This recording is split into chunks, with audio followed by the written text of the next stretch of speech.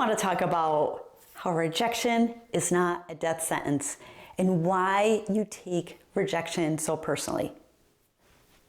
By the end of this video, I'm going to have some tips and tricks onto how to stop spiraling and get yourself back on track and get yourself out of that rumination and feeling terrible about what just happened.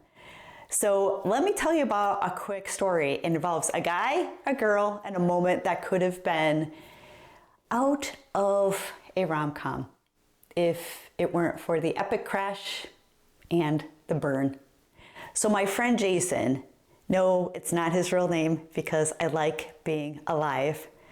He finally worked up the courage to ask out his crush. So he practiced what he was going to say. He picked out the perfect moment, and he even wore his lucky sneakers. He walks up, smiles, opens his mouth, and boom, she politely says she's flattered, but not interested. Whew, right? Cue the meltdown. So Jason didn't just take it personally. He really took it hard. He took it as a referendum on his entire existence. For 3 weeks, he spiraled. I'm not good enough. I'm never going to find someone. Why am I even bothering to try? Sound familiar? You don't have to be the one that's asking someone out to feel the sting. This can apply to so many different situations, right? But maybe you didn't get the job.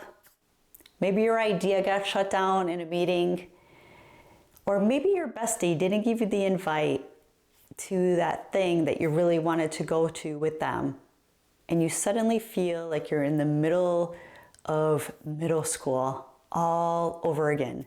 Doesn't it seem like sometimes, even though so many years have gone by, that you run into situations that you feel like you're in school again? Things don't change.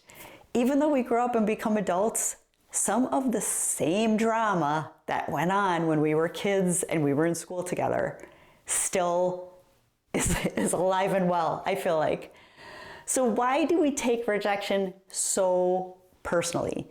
Even when we know deep down it's not the end of the world. Well, let's talk a little bit about some brainy science behind the sting. And let's get nerdy for a second. MRI studies show that rejection activates the same areas of the brain as physical pain.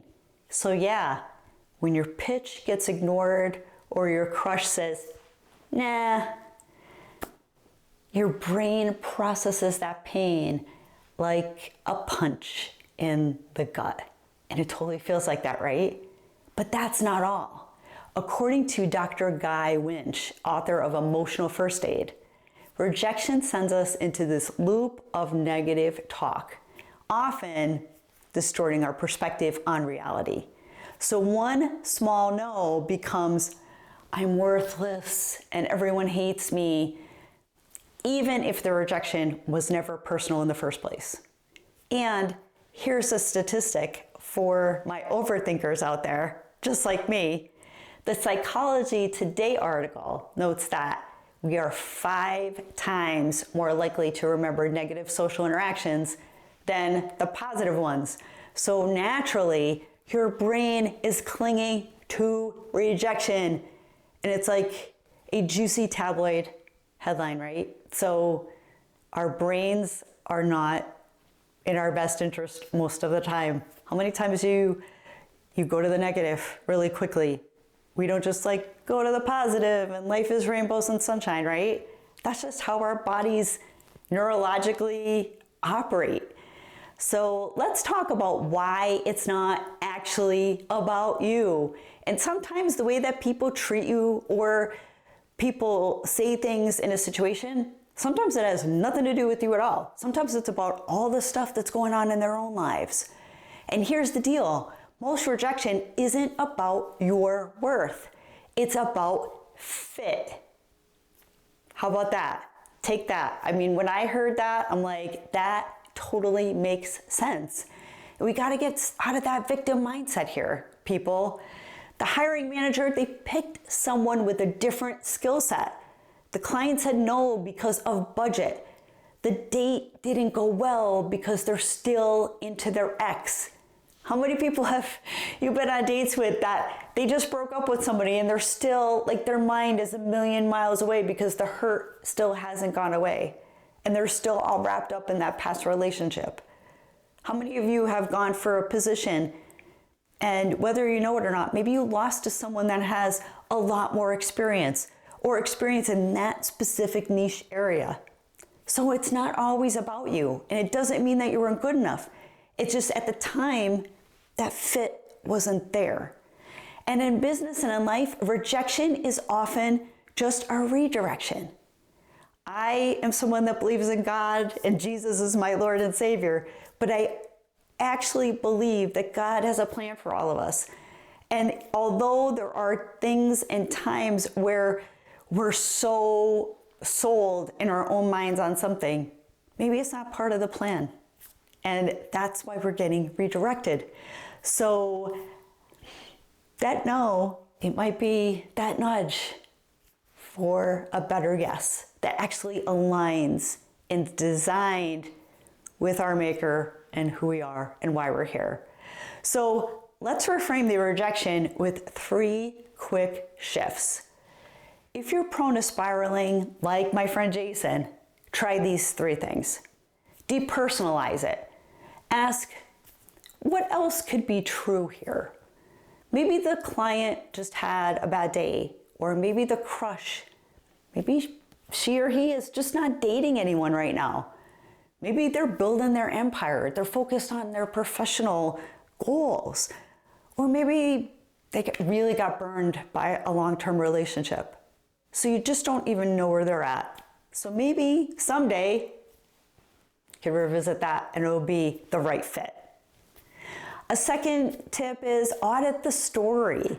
So are you telling yourself that I'm not good enough, or this just wasn't the right fit? Maybe someday it will be. Everyone changes, situations change. Even if you got rejected from a client, maybe a year down the road, they have that budget for bringing you in as a consultant. And the third tip is practice exposure. Yeah, go get rejected on purpose. Rejection therapy is a real thing and it works. The more you face it, the less power it has. I've learned a lot from rejection. I've been rejected a ton in my life, and it's all been because of fit. Not because I wasn't good enough, or maybe I wasn't good enough yet. I just didn't have maybe the skill set or whatever it was at that point in time, but it's all about fit. It's not about self-worth. So rejection is proof that you're in the game.